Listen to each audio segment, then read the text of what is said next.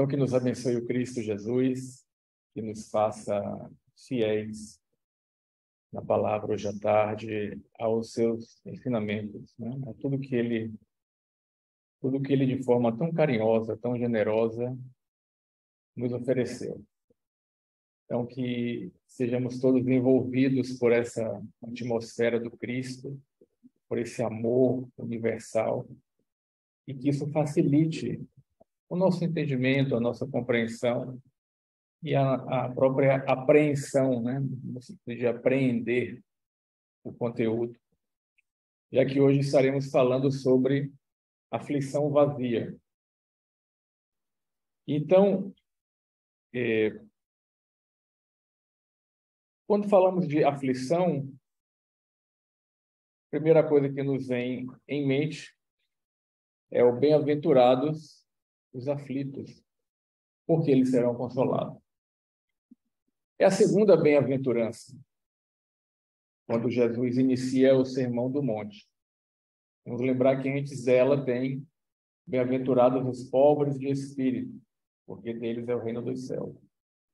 Nós entendemos que as bem-aventuranças foram colocadas numa ordem que não é aleatória, é uma sequência, como se fosse uma escada para o reino dos céus, e que nós vamos subindo degrau por degrau.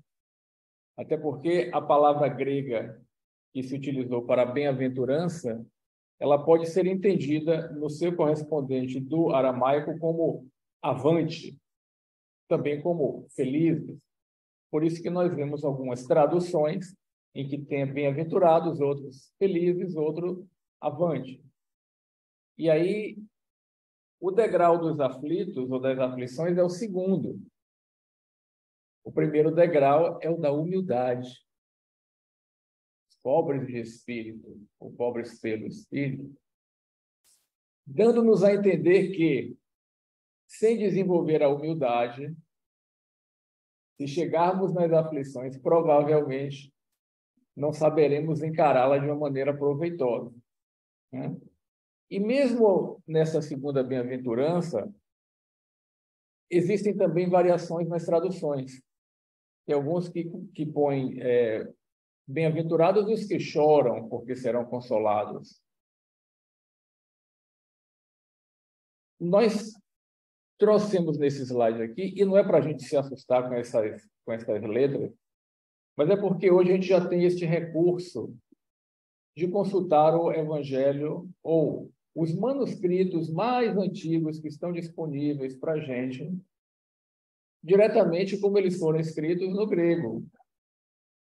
E aí a gente vê, quando a gente traz no capítulo de Lucas 6, 25, porque o bem-aventurados os aflitos, porque serão consolados, está em Mateus, capítulo 5, versículo 4. Somente Mateus e Lucas falam das bem-aventuranças. Marcos não fala, João não fala, ou não escreve, né? Mas Lucas coloca assim: ai de vós, os que estáis fartos, porque tereis fome. Ai de vós, os que estão rindo agora, porque estareis aflitos e chorareis. Então, Lucas, para construir esta frase, ele utiliza duas palavras gregas. Essa aqui, penteô, e essa outra aqui, klaio. Aí a gente faz uma diferenciação realmente entre o aflito e os que choram. E Haroldo Dutra, que faz a tradução também direto do grego, ele coloca uma nota para a gente que esse verbo aqui, penteô, ele evoca toda aquela aflição decorrente de um luto, de uma perda. Então, é mais do que chorar, é uma aflição realmente que vem de dentro, que constrange a gente, né? Que causa, às vezes, até aquela angústia. Então, daí o bem-aventurados os aflitos. Mas Jesus diz que eles serão consolados. Kardec dedicou um capítulo inteiro no Evangelho segundo o Espiritismo, que é o capítulo 5, e me parece que é o mais extenso de todos, inclusive, cujo título ele botou Bem-aventurados os aflitos. para falar justamente disso que é a tônica do nosso planeta e da humanidade a qual fazemos parte, nesses momentos em que ainda estamos na etapa de provas e expiações. Então, não há como vivermos, estarmos vinculados ao planeta Terra, encarnados ou desencarnados, e estarmos sem passar por aflições. Não dá. A não ser que sejam espíritos já bem evoluídos e que aqui estão em missão, né?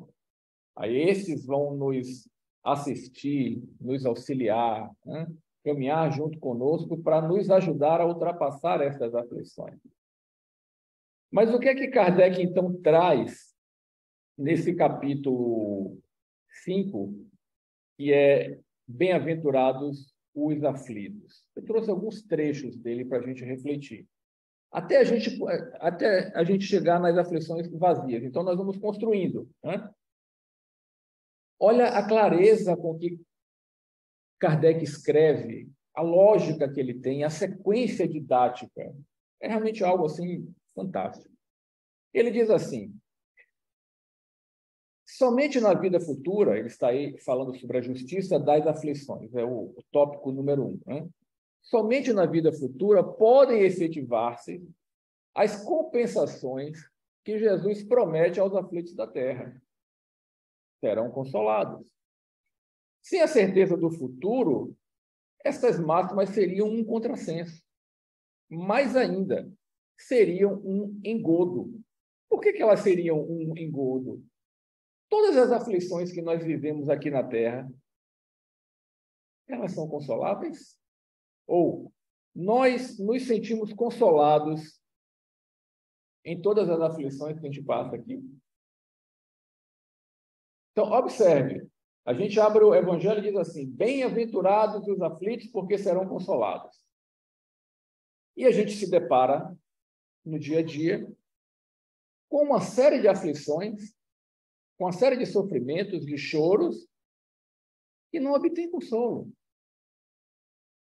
Então, qual uma das coisas que a gente pode pensar, e por causa disso muita gente se distancia dos evangelhos? Diz assim: não, isso é conto da carochinha. Não existe. E aí Kardec traz para a gente, com clareza, a chave de entendimento. Se nós não pensarmos em vida futura, ou seja, a vida que continua depois que desencarnarmos, vida futura não significa vida no plano espiritual. É a vida eterna que nós temos. Nós aprendemos com os espíritos que, uma vez criados, nós somos imortais. Então, se nós não pensarmos desta maneira, se nós não entendermos que a gente passa por sucessivas encarnações ou existências na carne para poder justamente ir nos depurando, nos purificando, nós não vamos entender por que os aflitos serão consolados. Então, essa é a primeira chamada de atenção que Kardec nos faz. Sem a ideia da vida futura, não há como entender bem-aventurados os aflitos, porque serão consolados. E a segunda que ele traz, dentro também dessa linha lógica, é o seguinte: as vicissitudes da vida, vicissitudes são mudanças, né? Porque tudo que é da matéria muda, a matéria ela é perecível, ela é mutável. Então, as vicissitudes que derivam da vida derivam de uma causa. E, pois que Deus é justo, justa há de ser essa causa. Ou seja, não existe demissão sem justa causa no plano divino. Há uma causa justa. Então, o que advém para nós como dificuldade, toda causa do sofrimento pelo qual passamos, vivenciamos, ela traz implicitamente a justiça. Por quê? Porque o universo inteiro ele está inserido em Deus. Deus, por isso, é onipresente, onisciente, ou seja, está presente sempre, sabe de todas as coisas. E se ele é infinitamente, ou seja, não existe espaço para nenhum milímetrozinho, se ele é infinitamente bom e justo, tudo que provém dele tem que ser bom e justo, senão não seria divino. Vamos adiante, no raciocínio de Kardec. Item 4. Aí ele diz assim, de duas espécies são as vicissitudes da vida, ou, se o preferirem, promanam de duas fontes bem diferentes que importa distinguir. Umas têm sua causa na vida presente, esta que nós estamos aqui, outras fora desta vida, ou seja, em vidas anteriores. Né? Então, se nós realmente remontarmos a causa do que a gente hoje pode dizer dos nossos sofrimentos, e formos sinceros, nós vamos ver que a maioria deles é proveniente dessa encarnação. É proveniente das nossas atitudes do passado, ou da nossa incúria, falta de vigilância, desleixo, negligência. De alguma maneira, o que a gente passa hoje, de modo geral, ok? A maior parte é motivo que nós demos causa nessa encarnação, utilizando o nosso livre-arbítrio. Agora, aquelas outras, principalmente aquelas que a gente chama de fatalidade, né? Aqueles infortúnios que acontecem conosco. Às vezes são acidentes, são perdas que não estavam ao nosso alcance prever, né? Mudanças de rumo na nossa vida que acontecem assim. Tivemos um exemplo claro, né, Mary? Com o Pepe. Se elas não são provenientes desta encarnação, proveniente do que fizemos nesta encarnação, elas com certeza foram provenientes de existências anteriores. Por quê? Porque nem sempre nós estamos preparados para passar pelo resgate do erro que cometemos. E se Deus é justo, ele também é misericordioso. E não adianta ele querer fazer alguém passar por uma situação pedagógica se aquela pessoa não está preparada para isso. Não dá para falar de equação de segundo grau no pré-primário. Então, quando a gente diz assim, Deus dá o frio conforme o cobertor, primeiro, Deus não dá frio. O frio é a ausência de calor. O calor provém de uma fonte de luz, que é Deus, que é o Cristo. O frio é o distanciamento dessa fonte de calor. Deus permite esse distanciamento até o limite em que ele enxerga das nossas forças. Por isso que ele dá o frio conforme o cobertor. Então, tem horas que não dá para a gente, na mesma encarnação, encarar um resgate. Aí isso fica para a próxima. Para que venha no momento em que a gente tenha condições de passar por aquela aflição. E aí, seguindo, tem aí um tema que sempre me incomodou profundamente. Punição. Por quê? Vamos ouvir o que está escrito aqui no Evangelho segundo o Espiritismo. Kardec diz assim, Deus, porém, quer que todas as suas criaturas progridam. Existe uma força, que é a força do progresso, que ela está presente no universo inteiro. Ela empurra a gente para a gente crescer, graças a Deus.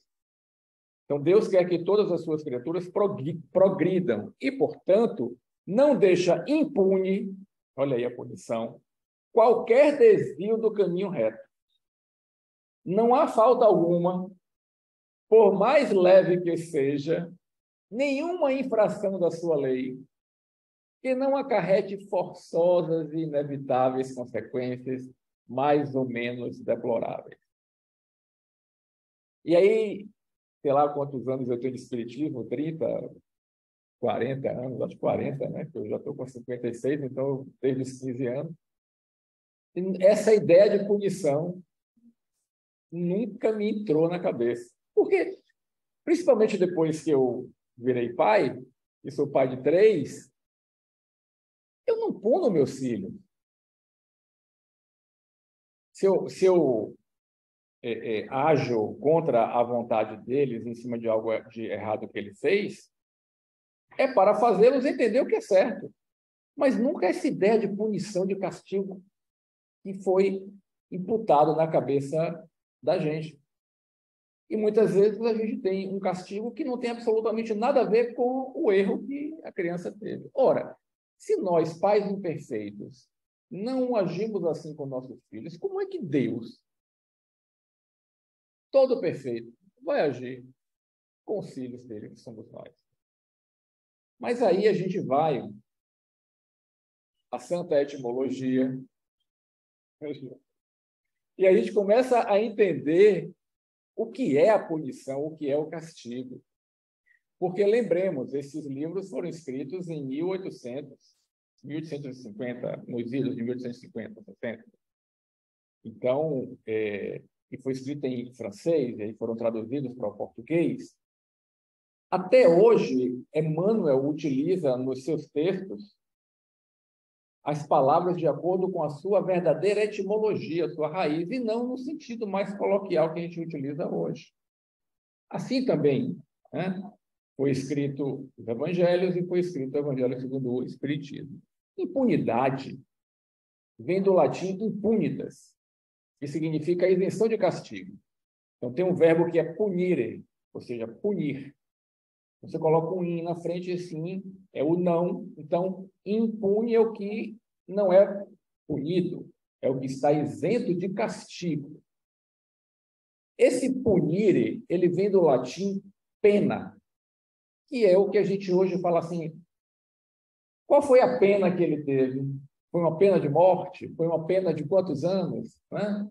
Essa pena vem do latim pena, que é punição, castigo, que deriva do sânscrito punya, que quer dizer puro, limpo. Então, a punição ou a pena, ela está ligada à ideia de purificar ou de limpar através do castigo. Então, castigo não é bater, castigo não é infligir qualquer tipo de mal a outra pessoa, fazê-la sofrer. Isto já é uma perversão do castigo. O castigar, que vem do latim castificare, significa tornar casto, tornar puro. Então, castos, puro, limpo, sem falta. Aí a gente entende o Deus quer que todas as suas criaturas progridam e, portanto, não deixa impune qualquer desvio do caminho reto. Por quê? Quando eu desvio do caminho, algo tem que acontecer para me fazer voltar para aquele caminho. Porque o caminho que eu estou desviando não vai me levar para coisa boa. Então, isso é a punição. Algo acontece que eu sofro e eu digo assim, bom, o caminho não é esse. Quantas vezes a gente já disse para os filhos, bebês, não coloque a mão na tomada, porque você pode tomar um choque. Aqueles mais teimosos vão testar. Bota a mão, toma um choque, nunca mais coloca o dedo de novo lá. Por quê? Porque teve um sofrimento. E entendeu sobre diferenciar o que é o bem do mal. Né? Aí o coração já fica mais tranquilo com a ideia de punição e de castigo. E aí, seguindo em Kardec, ele diz assim, daí se segue que, nas pequenas coisas, como nas grandes, o ser humano é sempre é sempre punido por aquilo em que pecou. Esse pecou de pecado aí também não é essa ideia que a gente tem hoje de pecado como sendo uma ofensa a Deus. O peccatus, como tem no latim, que tem no grego também a amartia, é um erro de alvo. Errou o caminho, ou atirou a flecha e errou o alvo. E o nome é pecado justamente porque é pisar em falso. Ele pisou em falso e errou a flecha. Ou seja, errou o alvo que ele ia atirar. Então, a ideia de pecado é a ideia de errou. Errou o alvo. Qual é o nosso alvo? É este progresso em direção ao reino do céu, ao reino de Deus. Então, os sofrimentos que decorrem do pecado, do erro de alvo nosso, é porque nós estamos aprendendo, então é natural que nós erremos. Nós não nascemos sabendo. Nós fomos criados simples e ignorantes. E precisamos, pelo nosso próprio esforço, pela nossa própria experiência, aprender a discernir o bem do mal. Como é que Paulo dizia? A mim tudo é lícito, mas nem tudo me convém. O que é que me convém? Aquilo que me fará bem. O que me trará consequências ruins não me convém. E a gente não pode ter sempre noções de guarda a nos direcionar. Vá por aqui, vá por ali. A gente já atingiu uma certa idade em que a gente precisa exercitar o nosso discernimento. É por isso que, às vezes, a gente pisa em falso mesmo, e alguns dizem assim, mas cadê o meu anjo de guarda? Ele está do seu lado, está estendendo a mão aí. Agora, você caiu num buraco que você já tinha condições de discernir que não deveria ir por aquele caminho. Então, é permitido que você caia, que você sofra, para você aprender a não mais seguir por aquele caminho. Então, os sofrimentos que decorrem do pecado são-lhe uma advertência de que procedeu mal. Dão-lhe experiência, que nós acabamos de dizer, fazem-lhe sentir a diferença existente entre o bem e o mal. Este talvez seja um dos maiores conhecimentos que a gente precisa desenvolver, discernir o bem do mal. E para isso tem uma regra áurea. Qual é essa regra? Fazer ao outro o que você gostaria que fosse feito a você. E a gente pode até utilizá-la de uma forma negativa, no seguinte sentido: não faça para o outro aquilo que você não gostaria que fosse feito para você. Então, se coloque na posição do outro e pense que o outro é você, e pense que o outro vai fazer aquilo que você está pensando em fazer e veja se você vai gostar ou não. Se você não gostar, não faça. Porque a justiça divina consiste em fazer voltar para a gente mesmo aquilo que a gente doa, aquilo que a gente coloca para o universo, para o outro. Não tem justiça mais justa do que essa. A cada um, segundo as suas próprias obras. Então, nós é quem nos infligimos as penas, os castigos, na medida em que a gente age, interage com os outros. Mas aqui ele fala, então, de sofrimentos que decorrem do pecado, e do passado também. Bom, então existem outros sofrimentos, já que ele diz sofrimentos que decorrem do pecado, existem outros sofrimentos. E ele diz assim, não há crer que todo sofrimento suportado neste mundo denote a existência de um determinado falta. Então, nem todo sofrimento decorre do pecado. Muitas vezes, são simples provas buscadas pelo Espírito para concluir a sua depuração e ativar o seu progresso. Lembram daquela passagem do Evangelho que Jesus, com seus discípulos, se aproxima de uma aldeia e tem um cego de nascença à porta, e os discípulos perguntam para ele, mestre, quem pecou para que ele nascesse cego? Foi ele ou foram os pais dele? Porque tinha-se naquela época a ideia de que os pecados dos pais eram punidos nos filhos. Absurdo, né? Aí Jesus diz: nenhum nem outro. Ele veio assim cego para que nele se manifestasse a glória divina. Foi uma prova buscada. E tanto foi que depois que Jesus cura ele e que ele vai se apresentar lá para os fariseus, doutores da lei, depois leiam no Evangelho, o diálogo é lindo. Ele dá uma aula para os fariseus. Os fariseus chamam ele de novo, ele fala assim: de novo vocês estão me chamando? Vocês querem que eu ensine, vocês querem ser discípulo dele, quer que eu ensine de novo para vocês? E eles ficam uma arara, né? Entende? Então,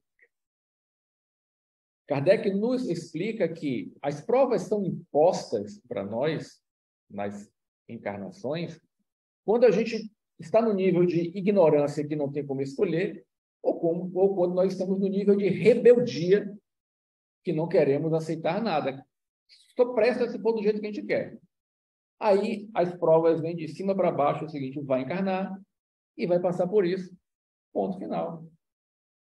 Porém, quando ele chama de espíritos penitentes, quando a gente alcança, né,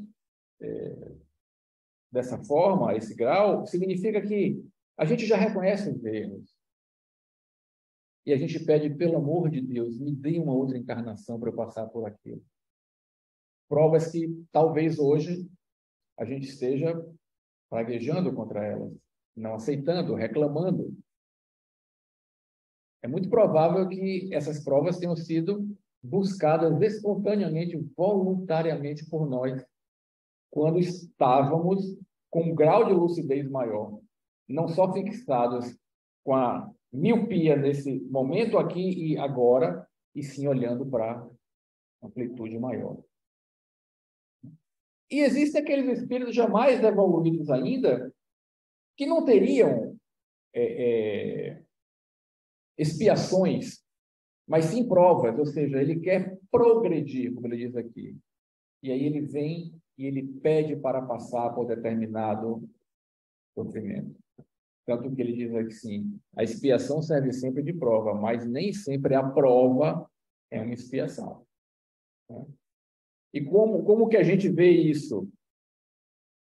Sabe aquelas pessoas que a gente olha assim e diz: é uma alma boa, é bom por natureza, e passa por um bocado de sofrimento, e passa sem murmurar, e passa resignadamente, agradecendo a Deus. Ele diz: mas como é que pode? A pessoa é boa, e olha quanto que ela sofre. É uma injustiça, não é? Ela se preparou para passar por aquela situação. E esta pode, em oração, agradecer a Deus por estar passando por isso de uma maneira resignada.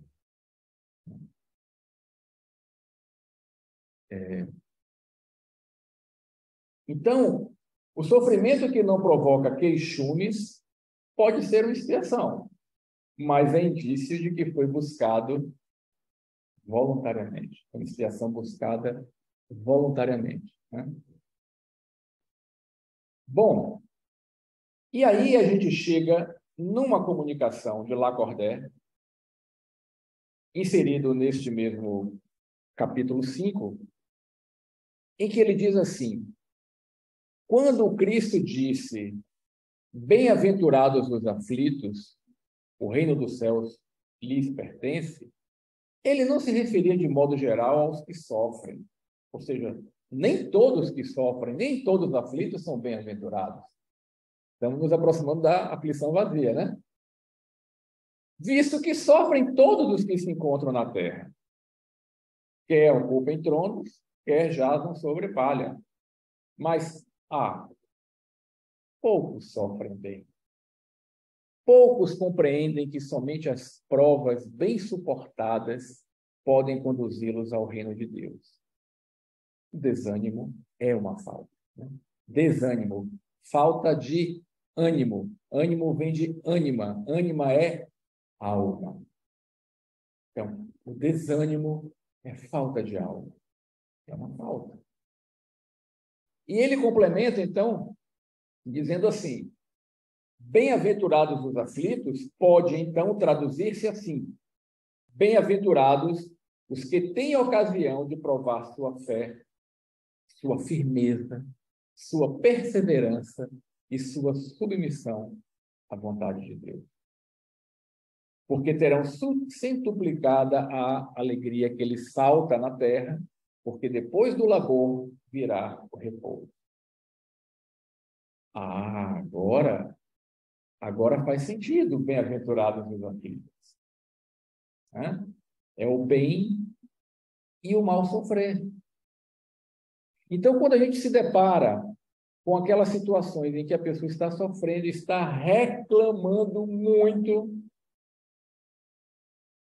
está se rebelando, está dizendo que não acredita mais em Deus, pode chegar até o ponto de suicidar-se. Porque não quer a vida que lhe foi imposta, só serve do jeito dele. Nem todo suicídio é assim, tá, gente? Eu não estou aqui menosprezando, não, pelo amor de Deus. Tem muito suicídio que é fruto realmente de uma loucura ou até de processos obsessivos, né? Mas existem aqueles que a pessoa se ausenta da vida deliberadamente porque ela não quer passar por aquela situação. E no mundo de hoje, o mundo do videogame, né? O que acontece no videogame? Você está lá no jogo e de repente você não passa por um obstáculo. Ah, não quero mais essa partida não. Puf, aperta o botão, recomeça. Vou começar de novo. Aí passa de novo e fica recomeçando tantas vezes quantas até chegar no mundo perfeito que ele quer. Uma expressão do videogame. Aqui não funciona assim, né?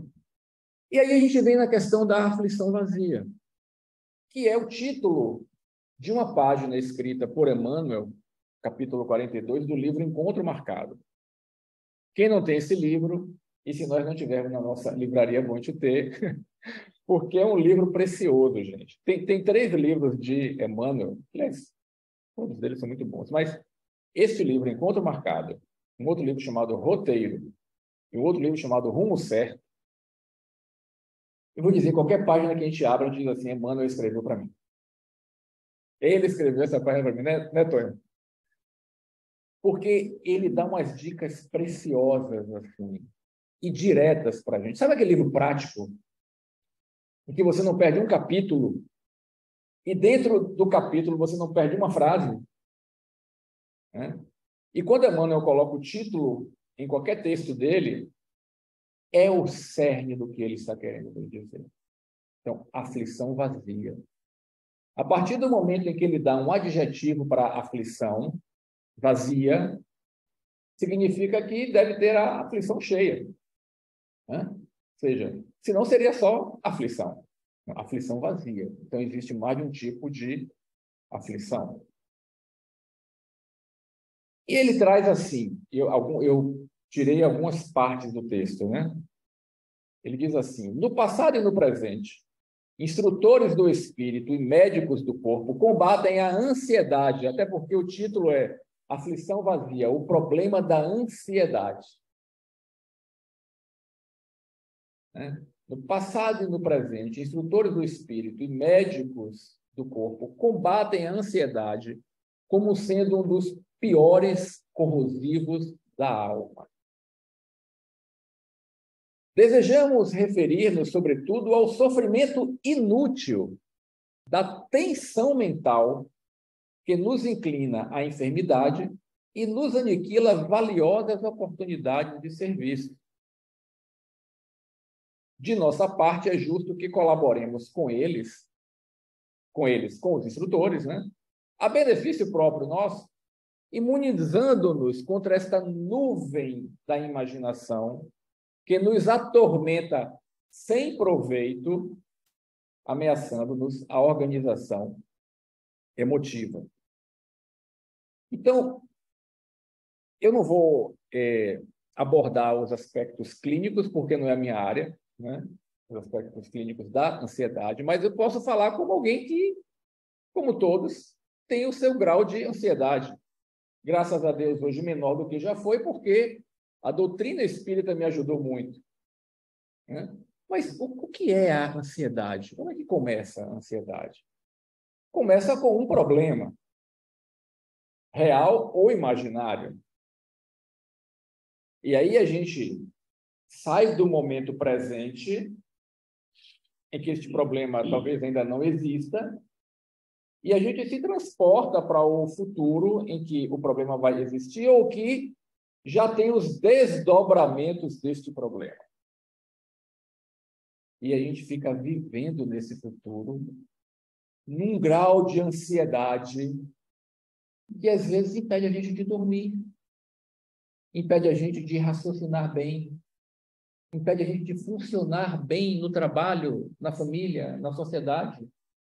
Porque se nós não nos policiarmos, este pensamento se torna um pensamento obsessivo. E a gente não consegue sair da aflição, da ânsia. Não é?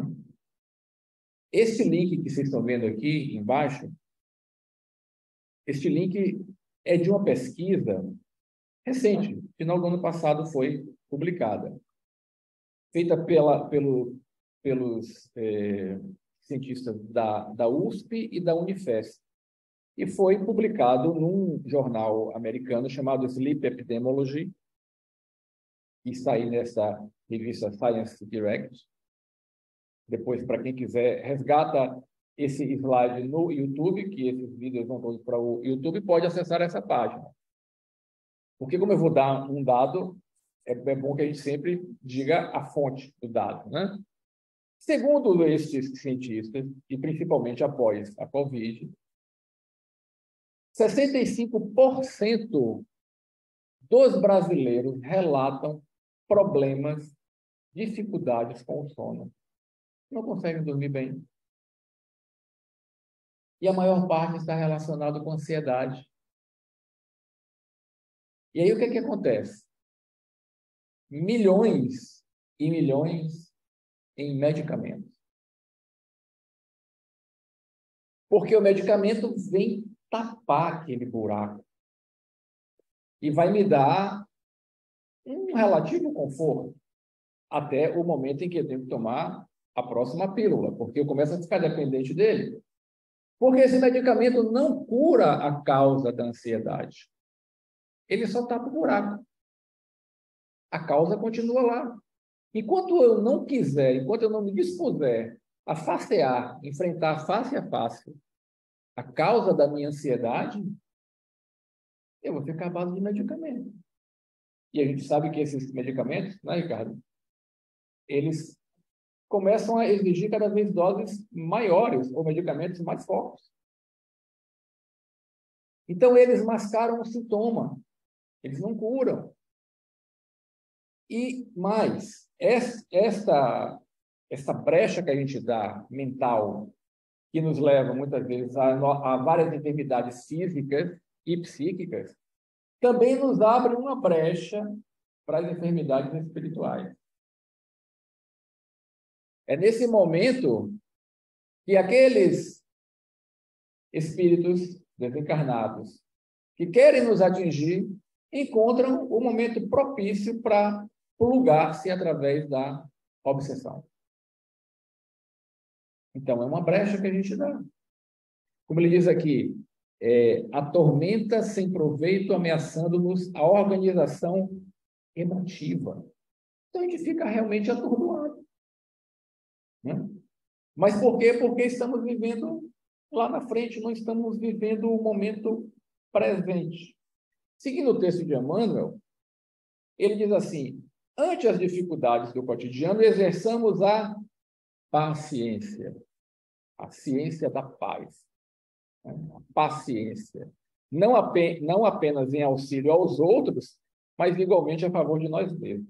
Então, Emmanuel está dizendo aí para a gente o seguinte: olha, um dos antídotos para a ansiedade é a paciência. E tem o texto dele, no livro Fonte Viva, capítulo 103, cujo título é Esperar e Alcançar, em que ele faz um comentário em cima de um versículo da Epístola de Paulo aos Hebreus, o versículo 15 do capítulo 6, que Paulo diz assim: e assim, esperando com paciência, alcançou a promessa. Leia esse texto depois. Livro Fonte Viva, capítulo 103. Tem uma frase que eu tirei desse texto que Emmanuel diz assim: entre o objetivo e a meta, o alvo, né? Faz-se imperativo o esforço constante e inadiável. Esperança não é inação. Ou seja, esperar não é ficar parado, esperando. Ter esperança não é ficar parado. Né? E paciência, olha o conceito de paciência dele, Gil. Paciência traduz obstinação pacífica na obra que nos propomos realizar. Ou seja, somos ser obstinado no sentido de tenacidade, persistência, né? No objetivo que é crescer como indivíduo, como ser humano, me tornar cada vez mais um ser humano do bem, de bem, mas fazer isso de uma maneira pacífica. Não tem nada que justifique a violência. Não tem. E não é só violência no sentido de agressão física, é violência no falar, é violência no tratar a pessoa, no desprezar a pessoa, no criticar, no ironizar. Nada justifica a violência. Então, agora, por que isso, gente? Porque é preciso que a gente tenha uma coisa chamada fé. Essa fé não é uma crença, a gente falou aqui já. Essa fé é uma confiança que advém do entendimento de como funciona o mecanismo da providência divina. E é não só confiar, mas é ser fiel à providência divina. Então, se eu sei que se eu fizer a minha parte, o universo vai fazer a dele, parte divina é sempre feita. Diante dos nossos problemas, lembremos sempre disso. Há uma dimensão que é nossa, humana, mas há uma outra dimensão que é divina. É mais ou menos assim, a gente planta a semente no solo, cuida, rega, aduba, mas quem faz a planta crescer não somos nós. Quem faz chover ou quem faz aparecer o sol é a natureza. E a natureza não erra nunca. Nós é que ainda estamos na fase de errar. Então, esperar e alcançar. Esperança e paciência, no sentido de obstinação pacífica. E aí, voltando para o texto de Emmanuel, da aflição vazia, ele diz assim: aceitemos a hora difícil, ou seja, aceitemos este problema que nós estamos ansiosos por ele chegar. E às vezes ele nem chega, né? A gente sempre faz assim quadros os piores possíveis e quando chega lá na frente não aconteceu nada, né, Tati? Né? Então, mas aceitemos a hora difícil com a paz do aluno honesto. Qual é o aluno honesto? É aquele que deu o melhor de si no estudo da lição, de modo a comparecer diante da prova com consciência tranquila. Eu estudei, eu fiz a minha parte, eu me esforcei, eu trabalhei. Que a prova venha. Eu não vou entrar ansioso. Eu vou entrar sabendo que eu vou fazer aquilo que eu me preparei e que vou ter o concurso dos bons espíritos sempre, se assim eu me fiz por merecer. Não é isso? E aí ele diz assim como é forçoso defender a atmosfera do lar contra a invasão de agentes destrutivos, né? A gente limpa a nossa casa, né? Se entra um inseto, sei lá o que, a gente vai lá e sempre tem que limpar. É indispensável policiar o âmbito de nossos pensamentos, assegurando-lhes a serenidade necessária. Policiar o âmbito de nossos pensamentos. Com que palavra a gente pode traduzir isso? Vigilância. Vigiai e orai para que não entreis em tentação. Né? Marcos ainda diz assim: olhai, vigiai e orai. Mas essa vigilância não é a coisa de eu vou agora ficar. Não. É estar atento. Sabe qual é a melhor maneira de sermos vigilantes? Vivemos o momento presente. Porque a gente é acostumado, né, nesses tempos modernos de Windows, Instagram e Facebook, a fazer as coisas, várias coisas ao mesmo tempo. Estou botando a carapuça aqui, tá, gente? Estou vivendo, fazendo várias coisas ao mesmo tempo. Então, eu tomo banho pensando no que eu vou fazer depois do banho. Tomo café, já pensando em outra coisa. Ontem eu estava almoçando e vi uma pessoa com a esposa e o filho na mesa, no restaurante. Não eram daqui, eram turistas. E ao invés de eles estarem conversando, cada um com seu celular na mão, eu de onde estava dava para ver o que era que tinha na tela dele, então era o Instagram. Este homem comeu 4 pratos de comida, e os 4 pratos foi com uma mão no garfo, a outra no Instagram, e ele se balançava assim.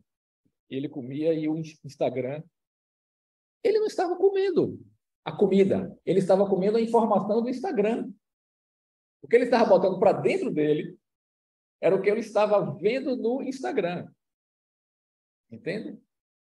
Tem um livro maravilhoso de um monge zen budista que já desencarnou, chamado Thich Nhat Hanh. Um livrinho pequeno, mas igual a perfume francês, né? Vale, chama-se Para Viver em Paz. Ele fala sobre essa arte da mente desperta. Então, a meditação acontece sempre que nós estamos presentes neste momento, conscientes do que nós estamos fazendo e com atenção plena ao que nós estamos fazendo.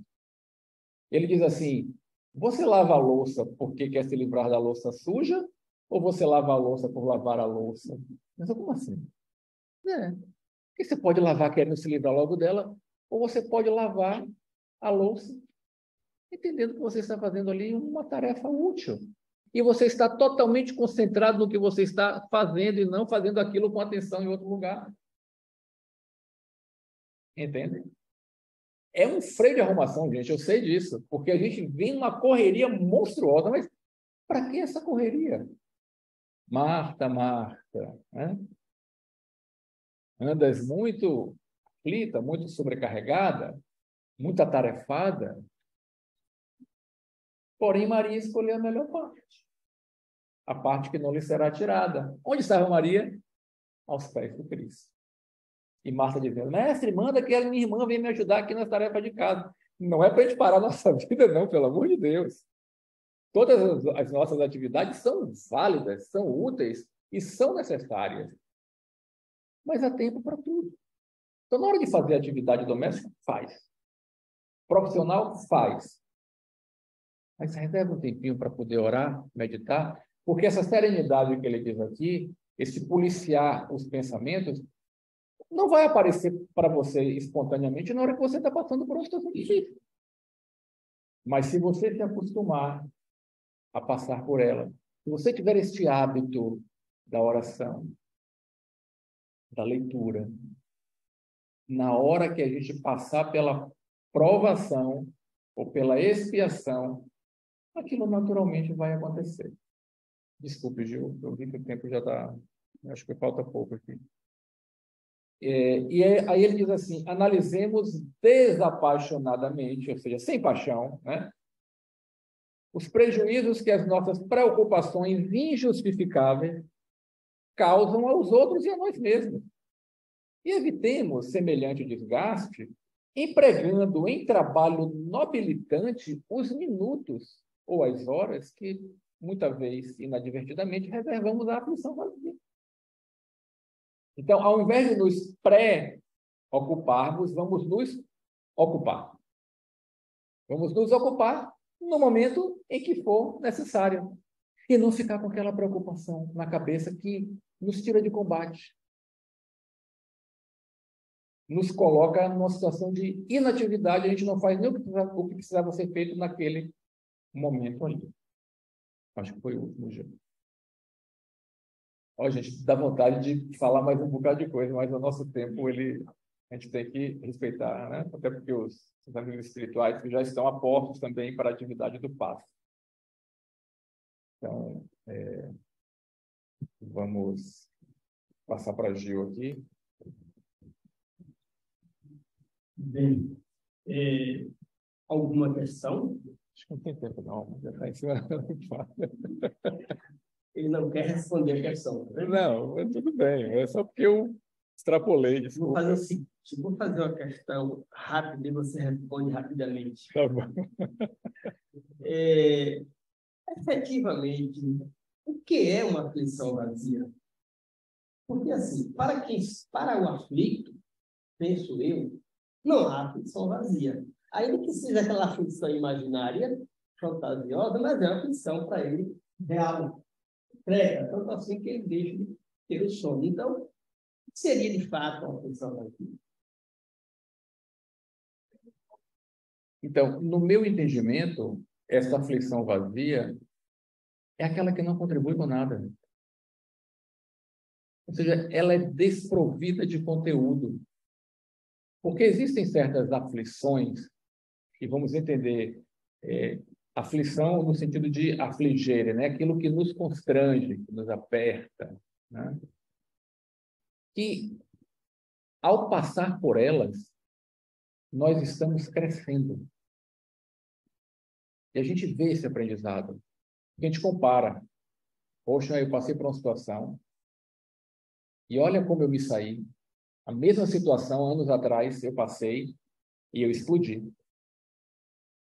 Eu me deixei levar por um impulso.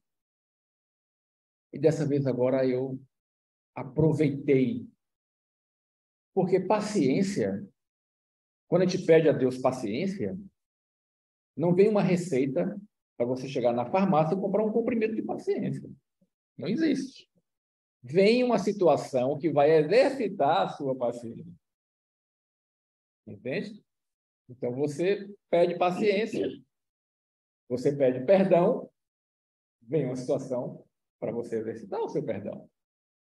Então, a aflição vazia é essa que a gente vivencia, como ele diz aqui, essa tensão de uma ansiedade que não colabora com nada. Ao contrário, né, desgasta nossas forças, consome nossas energias, nos tira do combate. Essa é a aflição vazia. A aflição cheia, né, cheia de graça, é aquela que a gente passa para crescer de verdade, sem ansiedade.